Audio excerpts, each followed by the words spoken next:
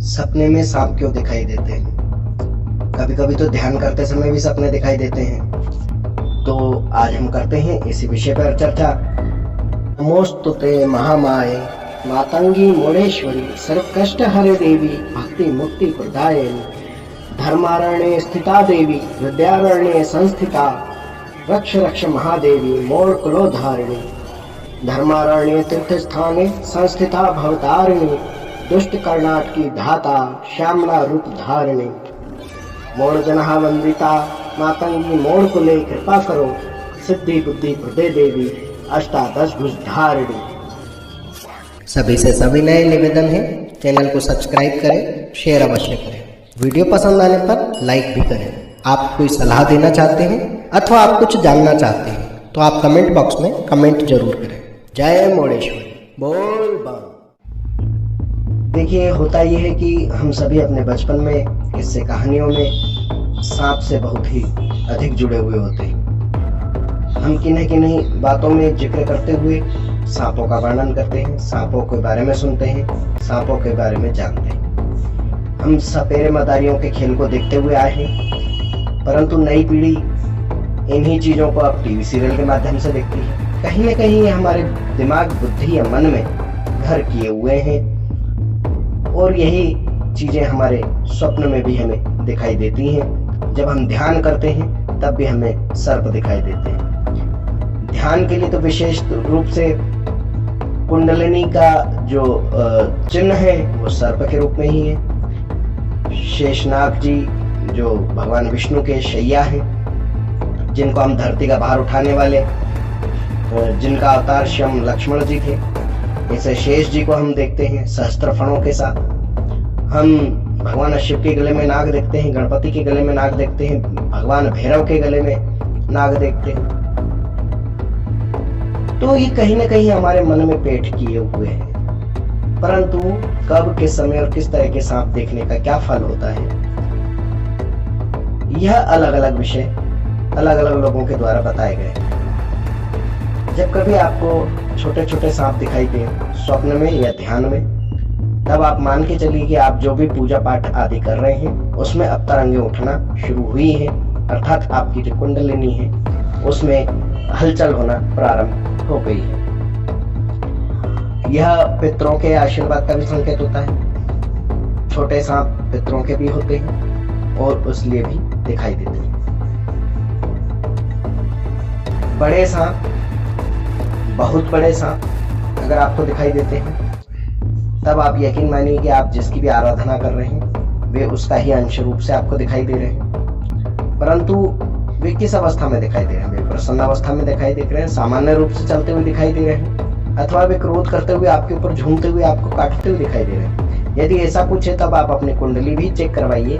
हो सकता है आप आंशिक रूप से पितृदोष से या काल प्रसव सर्प दोष से पीड़ित होंगे, इसलिए भी ये सब दिखाई देते हैं। शनि की दशा में भी कई बार इस प्रकार की चीजें दिखाई देती हैं। राहु केतु की दशा महादशा में भी सर्प में दिखाई देते हैं। तो इसके लिए योग्य ज्योतिष द्वारा आप कुंडलिनी का परीक्षण करा लें। यदि करवा चुके हैं तब आप ये देखिए कि क्या आपने कोई नई पूजा आराधना प्रारंभ की है। यदि की है तो ये सब दिखना स्वाभाविक है। देखिए, जैसे जैसे आपकी कुंडलिनी जागृत होती है, जैसे जैसे आपका भक्ति का आकार बढ़ता है, वैसे वैसे सर्पों का भी आकार बढ़ने लगता है। यह भी एक संकेत होता है कि आपकी जो भक्ति है सही मार्ग की ओर जा रही है। सांप मोह और धन का कारक भी है। यदि आप बहुत अधिक धन में डूबे हुए हैं, धन की क्रियाओं में डूबे हुए हैं, तब वे सर्प आपको डराते हुए या आपको चारों तरफ जकड़े हुए नजर आएंगे, आपको लपेटे हुए नजर आएंगे, तो आपको समझ जाना चाहिए कि हम एक मोहपाश में बंध गए हैं, जो हमारे लिए बहुत ही चेतावनी की बात है, हमारे लिए परेशानी का विषय है। हमारे आध्यात्मिक राह में तो रोड़ा है ही, हमारे जीवन में, हमारी खुशियों में, सभी में ग्रहण लगाने वाली बात है। तो हमें इस पाश से मुक्त होना है। नागपाश आप जानते हैं, जैसे कि राम रावण युद्ध के समय भगवान लक्ष्मण और राम जी मूर्छित हुए नागपाश से बंधे हुए थे। तो आप कुल मिलाकर उसी अवस्था को प्राप्त हो जाते हैं जब आप धन के लालच में या किसी अन्य चीज के लालच में दिन रात लगे रहते हैं, उसी की चिंता फिक्र में लगे रहते हैं। तब आप ये मान लीजिए कि आपको अगर सांप अपने चारों तरफ जकड़े हुए आपको दिखाई दे रहे हैं तो आप इसी अवस्था से गुजर रहे हैं।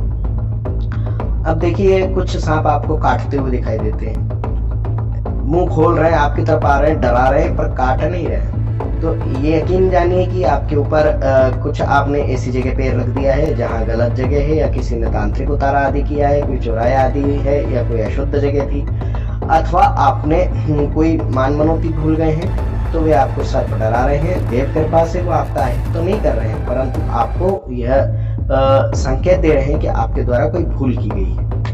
पितरों की भूल जब होती है तब हमें सर्प इस प्रकार से दिखाई देते हैं कि हमें साथ में अन्य जीव जंतु भी दिखाई देंगे, सर्प भी दिखाई देंगे, परंतु हम भय सिर्फ सर्प से खाते हैं, बाकी अन्य जीव जंतु से हम परेशान नहीं हो रहे हैं। तब हमें ध्यान देना होगा कि वे हमारे साथ किस प्रकार का डरा रहे हैं, किस प्रकार से। जैसे कि आप किसी बच्चे को हंसते खेलते हुए डराते हैं तो आपके चेहरे के भाव कुछ अलग होते हैं, परंतु जब आप किसी को क्रोधवश डराते हैं, धमकाते हैं, उस समय आपके भाव अलग होते हैं। तब आप क्या महसूस कर रहे हैं ये आपको देखना होगा। इसी प्रकार से विश्लेषण किए जाते हैं। अनेक प्रकार से आपको सर्प दिखाई देंगे, रंग से दिखाई देते हैं। यदि आपको हरे नीले पीले दिखाई दे रहे हैं तो आपको चिंता करने की आवश्यकता नहीं है। यदि आपको श्वेत या सुनहरी सर्प दिखाई दे रहे हैं तब आपको देखना होगा कि ये आपके पितर हैं अथवा आपके देव हैं।